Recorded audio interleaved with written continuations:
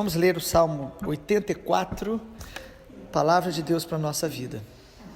Quão amáveis são os teus tabernáculos, Senhor dos exércitos. A minha alma suspira e desfalece pelos átrios do Senhor.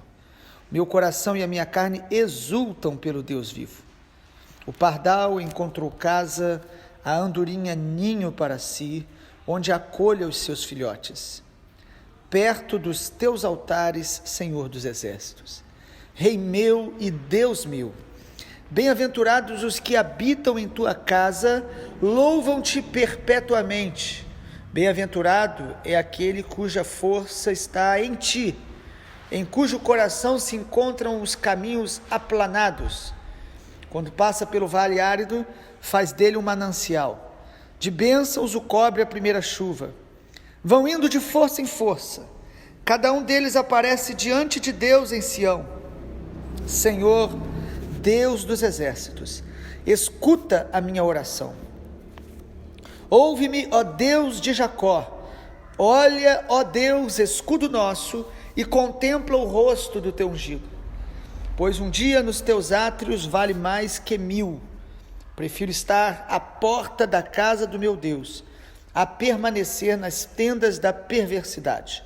Porque o Senhor Deus é sol e escudo, o Senhor dá graça e glória, não recusa bem aos que andam retamente.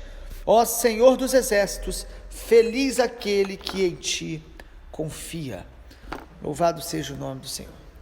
Mais um salmo dos filhos de Corá, já vimos alguns deles, e neste salmo, de maneira específica, eles estão falando sobre a fome e a sede pela presença de Deus, anseio por Deus.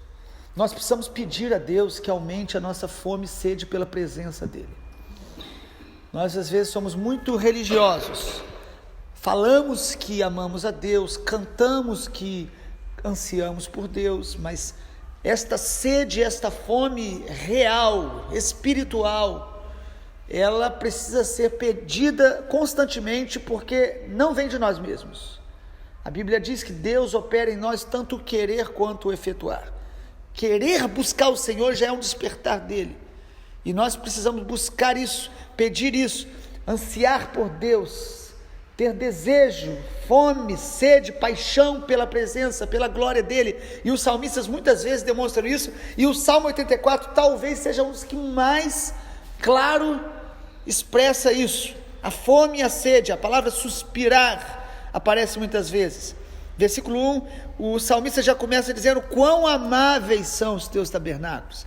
Não é apenas uma poesia, mas é uma expressão da vida deste salmista, do coração destes filhos de Corá.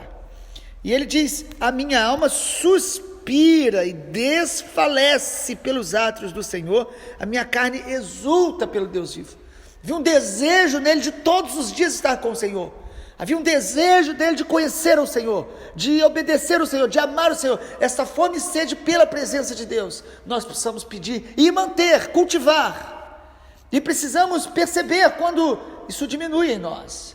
Perceber, nos arrepender. E às vezes a fome e a sede por Deus diminuem porque nós estamos nos saciando em outras coisas. Estamos nos saciando em outras fontes, e não necessariamente o pecado.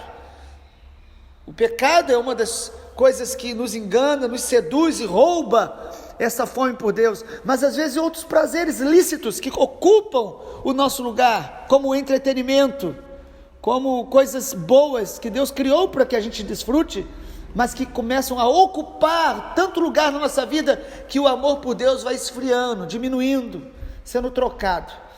E o Salmo 84 nos mostra algumas marcas daqueles que têm fome e sede por Deus. Em primeiro lugar, esses que são apaixonados por Deus, vamos colocar assim. Em primeiro lugar, a fome e a sede por Deus nos faz bem-aventurados, nos torna felizes, nos torna mais do que felizes, seria a melhor tradução para bem-aventurados. O salmista fala isso algumas vezes, e ele fala no versículo 4, bem-aventurados os que habitam em tua casa. Versículo 5, ele diz, bem-aventurado aquele cuja força está em ti. Quanto mais eu tenho fome e sede por Deus, mais a alegria de Deus invade o meu coração, inunda a minha alma e me constrange. Eu me torno mais feliz, mais completo, mais alegre quando eu tenho fome e sede pela presença dEle. Aqueles que são apaixonados pelo Senhor, eles têm uma alegria que não depende de circunstâncias, que não se explica, uma alegria de Deus, alegria que é fruto do Espírito. Não é só aquela felicidade de alguma coisa boa, mas é o fruto da presença de Deus na nossa vida. Interessante que o salmista compara dois pássaros aí. No versículo 3 ele fala: o pardal encontrou casa, ninho para si, a andorinha encontrou para acolher os seus filhotes, e ele diz: mas eu encontrei os teus altares. Ou seja, dois pássaros que poderíamos usar a ilustração, pelo menos. O pardal, um passarinho que não tem valor algum, na Bíblia é colocado como algo tão comum, desprezível, e a andorinha, passarinho conhecido por ser migratório, e o salmista diz: tanto esse que não tem valor, quanto este que é migratório, eles encontram lugar na tua casa, na tua presença. A presença de Deus, amado, ela supre as nossas carências, as nossas fraquezas, e independente do nosso valor que achamos que temos, ou da nossa inconstância como essa andorinha, quando nós temos fome e sede por Deus, nós encontramos um lugar de alegria plena nele, um lugar de estabelecimento. Nós sentimos parte dele, nós recebemos identidade, amor, graça, constância. A presença de Deus traz essa alegria. Em segundo lugar, a fome e sede por Deus gera em nós um louvor constante, incondicional. Versículo 4, o salmista diz: louvam-te perpetuamente. Os que habitam em tua casa, os que têm fome por Deus, eles têm essa característica. O louvor passa a ser algo contínuo, constante e incondicional. É muito bom louvar a Deus, é muito bom agradecer a Deus, mas melhor do que isso é quando o louvor já não depende do momento, já não depende do meu dia, já não depende da minha alma. Mesmo quando a minha alma está abatida, eu louvarei o Senhor, porque eu tenho fome e sede por Ele. Aleluia. Porque eu reconheço quem Ele é. E se louvam-te perpetuamente, é marca de quem colocou em Deus a sua força, colocou em Deus a sua confiança. O louvor não depende do que eu estou sentindo, nem do que está acontecendo ao meu redor. O louvor, ele é uma resposta do meu coração, do meu espírito, à revelação que eu tenho de quem Deus é. Eu louvarei perpetuamente, nos dias bons e nos dias maus. Eu louvarei todos os dias da minha vida, nos dias normais, nos dias que nada aconteceu de especial, mas Ele é digno, eu louvarei. Terceiro lugar, a marca aí de quem anseia por Deus, quem tem fome de Deus, nós vamos fazer dos vales mananciais na nossa vida. Os vales se tornarão mananciais. O texto está dizendo isso aí no versículo 6, quando passa pelo vale árido, faz dele um manancial. Então quem ama a Deus, quem tem paixão pela glória dele, quem tem fome e sede por Deus, ele passa por vale áridos também. Às vezes a gente acha que uma coisa não combina com a outra. É uma visão ingênua do coração humano, achar que se a gente buscar a Deus, fizer o que é certo, tudo vai dar certo. Não é bem assim. Quando a gente faz a vontade de Deus, o que nós temos é a presença dEle em todos os momentos, em todas as situações, boas e más. E aí o texto diz que o que tem fome e sede pela presença de Deus, vai passar pelo vale árido. Versículo 6, um vale árido. Na Bíblia, vale é sinônimo muitas vezes de momentos de provação, mas também não é só provação, é momento de aprendizado, é momento de ensino. A Bíblia fala também do vale da bênção, é momento onde Deus também nos abençoa de uma maneira nova. O Salmo diz que nós vamos passar pelo vale árido, mas nós vamos fazer dele um manancial. Nós vamos ter experiências que vão nos ensinar, Vale não é só um lugar de sofrimento, mas é um lugar de amadurecimento de quem ama Deus, de crescimento. Crescimento, ainda que eu passe pelo vale da sombra da morte, o Senhor estará comigo. E aí o texto mostra que nós vamos fazer dele um manancial. É como se nós estivéssemos num vale e a gente não sabe o que fazer, e a gente começa a cavar, orar, cavando, e de repente um manancial, água começa a sair no meio daquele vale. Deus faz brotar mananciais no meio dos vales. E o texto ainda diz que de bênçãos o cobre a primeira chuva. Você começa a orar, a buscar a Deus e começa a descobrir novas experiências com Deus no meio do vale. Um manancial começa a brotar e de repente Deus começa a enviar chuva, água de baixo e água de cima. A chuva é aquela graça especial que o homem não pode produzir. Nós fazemos a nossa parte, que é cavar, orando, buscando, obedecendo, se humilhando, e a água vem de baixo através do seu esforço, mas vem a chuva de Deus pela graça e inunda a nossa vida no meio do vale, e aquilo que era um vale de repente se torna um manancial que vai nos alimentar e vai nos sustentar para a caminhada, para a nossa jornada espiritual. Há vales que se tornaram mananciais da nossa vida, que trouxeram aprendizados e ensinamentos que a gente vai carregando para as conquistas, para os momentos lá da frente. Deus nos ensina nos vales, quando nós amamos a presença dele. E é o último aspecto, quarto e último lugar: os que têm fome e sede por Deus, que anseiam por ele, eles amam a presença de Deus acima de todas as coisas. Amar a presença de Deus acima de todas as coisas também não é algo teórico que apenas cantamos, mas precisa ser algo real na nossa vida. Amar a presença de Deus acima de todas as coisas. Olhe na sua Bíblia, no versículo de número 10. Um dia nos teus átrios vale mais que 1000. Que matemática é essa? Um dia ou 1000? Um dia na presença de Deus vale mais do que 1000 em qualquer outro lugar. Quem fala isso é quem ama a presença de Deus acima de todas as coisas. E o salmista diz: eu prefiro estar à porta da casa do meu Deus do que nas tendas da perversidade. Ele prefere a presença de Deus. É o mesmo tom do versículo 1: quão amáveis são os teus tabernáculos. Nós precisamos amar mais a presença de Deus do que qualquer outra coisa na vida.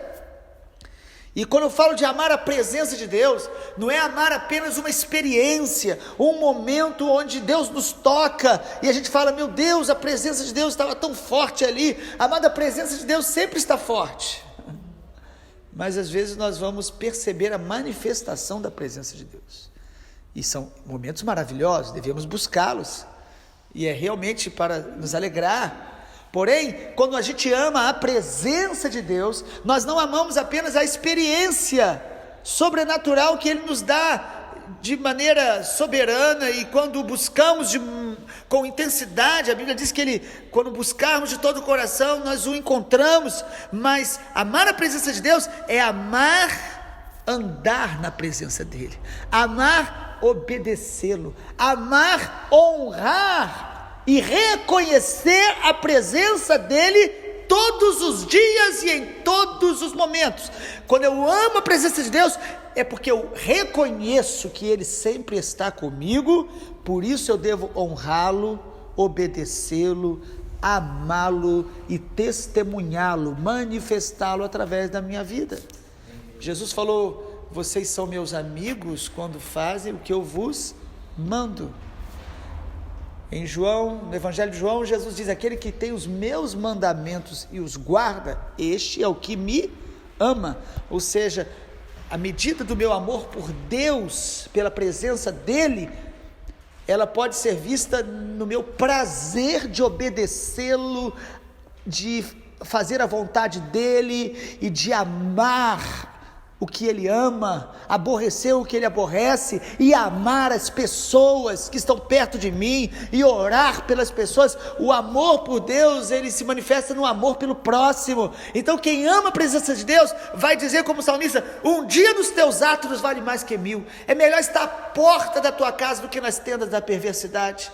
Eu não vou ceder à carne, eu não vou alimentar raízes de pecado, seja ele qual for na minha vida, porque eu amo a presença de Deus. O amor pela presença de Deus é o que me inspira a santidade, a santificação, ao temor dEle. É amar. Eu não trocarei a presença dEle por 1000 dias em qualquer outro lugar. Um dia na presença de Deus vale mais que 1000. É reconhecer que Ele sempre está conosco, todos os dias. E aí o versículo 11 e 12, o salmista termina dizendo: porque o Senhor é sol e escudo. Ele tanto ilumina os nossos passos, como Ele protege a nossa alma. O Senhor dá graça e glória. Ele nos concede tudo que nós precisamos. A graça dEle vai estar sobre nós, e a sua glória. Bem nenhum recusa os que andam retamente. Quem anda na vontade dEle terá suas necessidades supridas. Não as nossas ganâncias e ambições. Ele suprirá as nossas necessidades. Porque quem anda com Ele vai sendo liberto de ganâncias, porque percebe que Ele é tudo o que nós precisamos. Amém.